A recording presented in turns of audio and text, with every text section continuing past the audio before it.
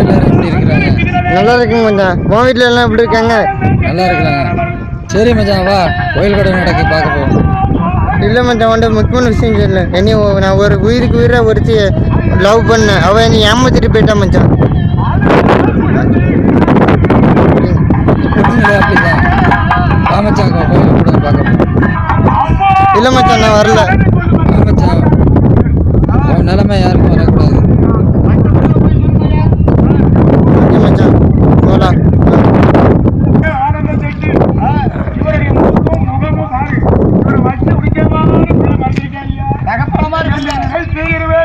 பிடிச்சிருக்கா?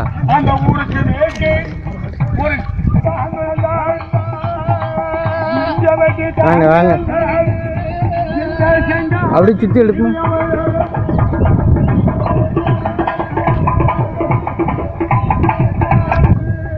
உன் வாழ்க்கையை நீ தான் பார்க்கணும் மச்சான். இன்னும் எந்த பொண்ணையும் நம்பாத.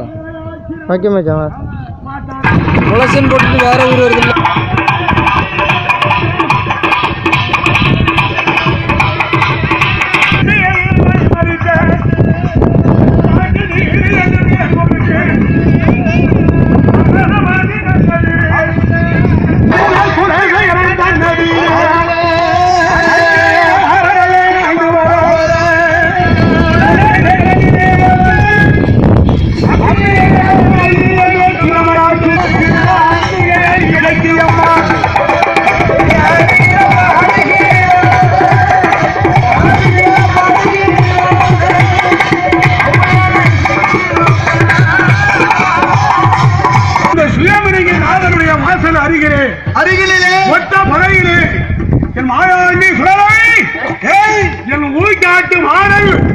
எப்படி வருகிறார் ஒத்த பறை சுடலை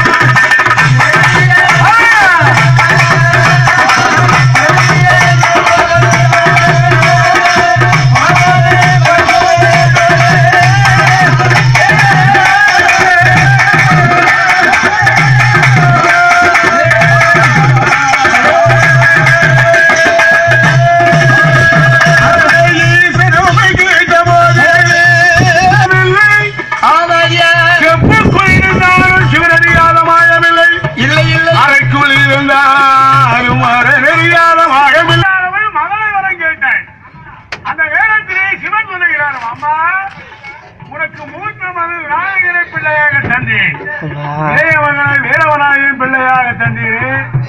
அந்தந்த குழந்தைகளெல்லாம் என்ன ஆச்சு? அந்த குழந்தைகளெல்லாம் சொல்லிக்காம போச்சு. ஆபத்துக்கு